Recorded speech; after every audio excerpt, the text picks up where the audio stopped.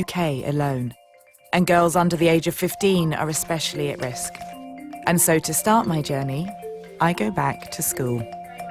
Zawe, you've been in loads of stuff. Fresh Meat is the most recent. The most recent, yeah. St Trinian's? St Trinian's, that was a bit longer ago.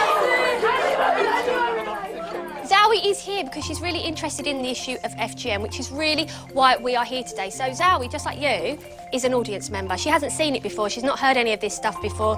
This pioneering secondary school in East London is one of the first to run FGM workshops, done by students for students. Who could tell us what FGM is? Anyone? Female genital mutilation is the cutting or the sealing, I think, of certain female parts. What female genital mutilation is where they partly or fully remove the female genitalia. A lot of people say that FGM is like male circumcision. It's not, unless your penis is being chopped off and left on the floor. It's nothing compared to FGM. And a lot of girls tend to die during the process or after. There's constant bleeding, and they may have like problems with having children in the future, or they get infections, and it's just nasty and it's just horrible. This is how a normal vagina looks like before FGM. There are several types of FGMs. The first type is the stabbing, pricking, or the removal of the clitoris. Type 3 is where they remove the clitoris and cut off the inner and the outer lips and sew it together, leaving them with a little hole to have their period and urinate out of. How about if you see it in real life, them cutting it and all blood's just coming out? This is just animation and everyone's just cringing out at the animation. How do you think the girls that have it done to them feel? Do you see why it needs to be stopped now? Amazing girls, much more informed, much more empowered, impressive than I was at that age. It's absolutely incredible. So, gentleman over here, did you guess a religion that FGM might be practiced by? We think mostly like Muslims or like in poorer countries. I think it's mainly the more religious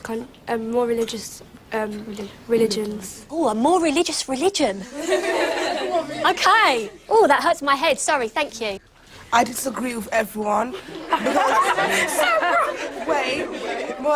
Because I don't think there is a particular religion that practices this. I think it's more culture-based. You are spot on. We're not talking about one particular or two particular religions that practice FGM. So when we talk about it, we would talk about communities that practice FGM. Where we have to be really careful where we talk about religion, and we have to be careful when we talk about religion anyway, is that we don't allow religion to be used as an excuse, because it's not a religious practice. There is no holy book that says that girls' vaginas should be cut. We are talking about vaginas, the cutting of vaginas. How comfortable would you be to go home after this session today and go and tell people exactly what you've learnt about FGM?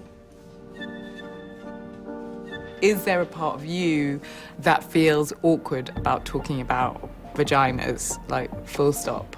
Guys, I'm looking towards you specifically. I'm sorry.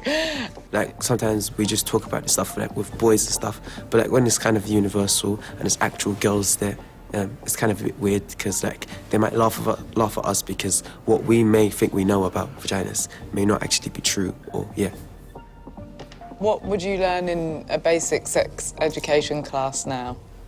What the vagina looks like, what it does, how to put on a condom, what a penis looks like, what it does. So you know, for example, what the clitoris does. You know what the clitoris is, would you say? Each one of you? Yes, no?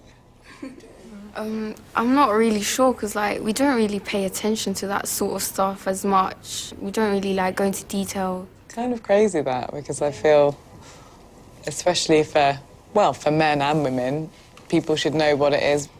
I don't know whether you guys know about that yet. I've made it awkward, haven't I? Made it really awkward. Good. Taxi for one. It's really interesting to see how much has changed and how much hasn't changed since I was at school. Talking about the individual parts of the vagina is still really, really hard. And obviously that means talking about FGM is still going to be really hard because it's asking people to identify with the specifics of the vagina. The word clitoris is still really, it's not even taboo, it's just it still draws a little